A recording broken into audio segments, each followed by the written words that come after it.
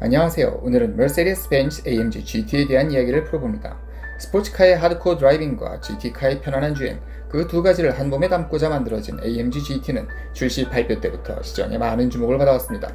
하지만 시간이 지나도 여전히 알려지지 않은 점이 많습니다. 길에서 자주 보기 어려운 점도 있지만 그 스토리에 대해서 많이 공개되지 않은 점도 있습니다. 현실적으로는 어차피 내 인생에서 탑을 차도 아닌데 하는 생각으로 사람들에게 묻혀져 있는 부분도 많습니다. 오늘은 그 Mercedes AMG GT에 대해 많이 알려지지 않은 5가지 이야기를 풀어보겠습니다. 첫 번째, 디자인에 대한 부분입니다. 차 앞이 길어져서 주행 능력이 좋아졌다는 부분입니다. Mercedes AMG GT를 보면 제일 처음 드는 생각은 와, 이 차 이거 생김새가 왜 이래? 이런 점입니다. 물론 장점으로 볼 수도 있고 그렇지 않을 수도 있습니다. 전형적인 롱노즈 숏백 스타일, 좀 더 알기 쉽게 말한다면 앞대가리가 사정없이 긴 스타일로 인해 뭔가 운전할 때도 주차할 때도 신경 쓸 게 많은데 이런 쓸데없는 생각이 들게 만드는 디자인입니다. 실제로 차를 시승했을 때에도 3차선 도로에서 신호를 받고 유턴할 때 와, 이러다 이거 그냥 저기 부딪히는 거 아닐까? 이런 생각이 들기도 했습니다.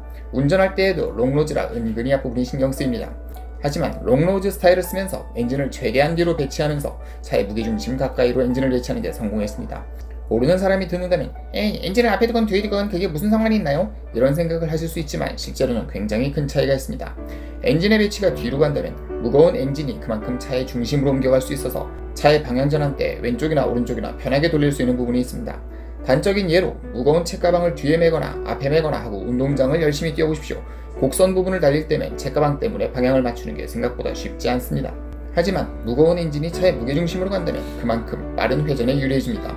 일상생활에서 길거리 슈마우를 자처하지 않는다면 큰 의미는 없겠으나 첫째로 이 차는 레이스에서도 성과를 내기 위해 만든 차이고 둘째로 이 차의 경쟁자가 포르쉐 911임을 포르쉐 911임을 제대로 생각해본다면 분명 무게중심이 가운데로 가는 건 큰 장점이 됩니다.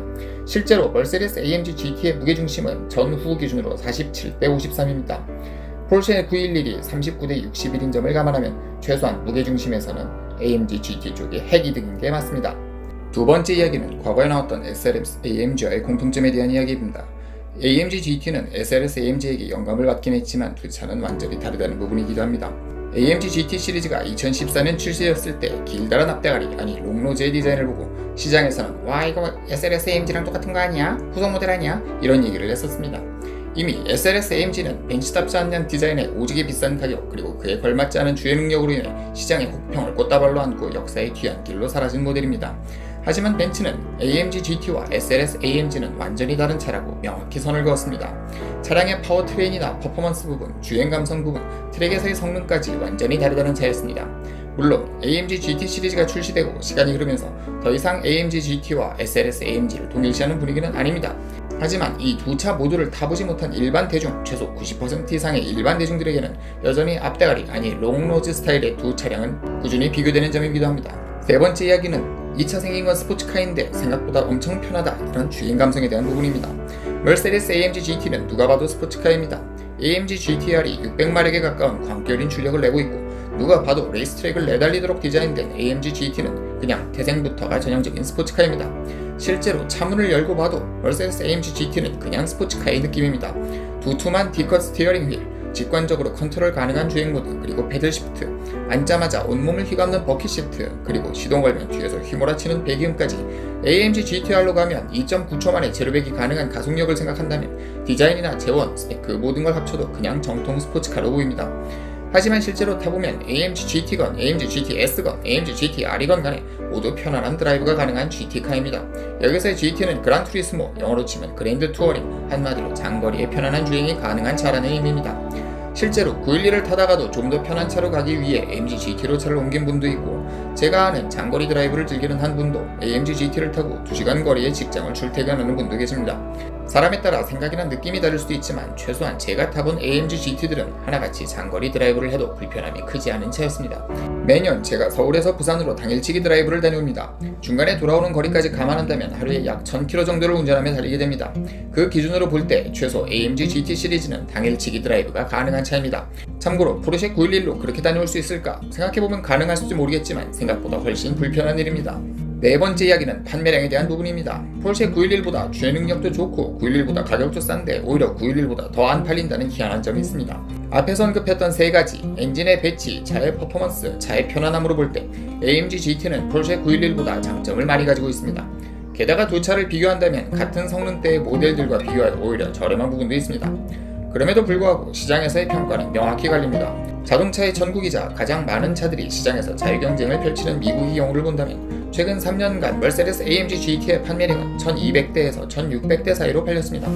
대략 월별로 미국 전체에서 100대에서 150대 팔린다고 계산하면 과언이 아닐 겁니다. 그럼 이들이 경쟁자로 지목했던 포르쉐 911은 과연 얼마나 팔렸을까? 같은 사이트에서 같은 기간으로 검색해본다면 약 8900대에서 9700대로 팔렸음을 알 수 있습니다.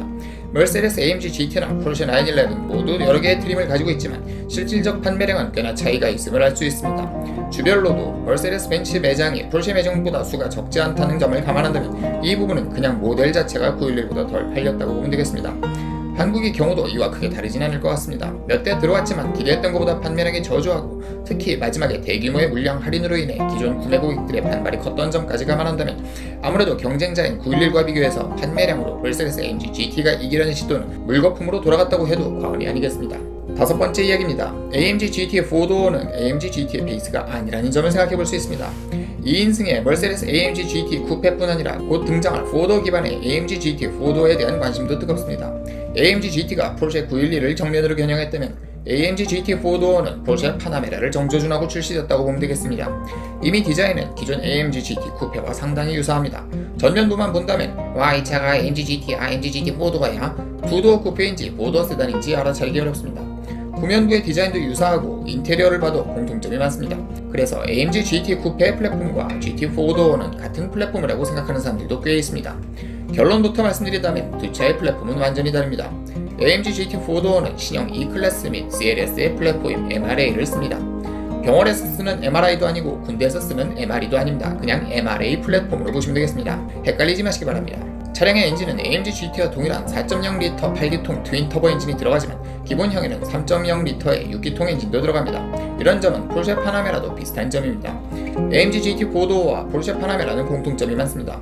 5m를 넘기는 차의 길이도 2톤에 육박하는 차의 무게도 스포츠 드라이빙이 가능한 4인승 GT카의 컨셉도 마찬가지입니다. 과연 이 차는 한국에서 그리고 글로벌 시장에서 어떻게 팔릴지 얼마나 팔릴지 기대 반 걱정 반으로 바라봐도 될 것 같습니다.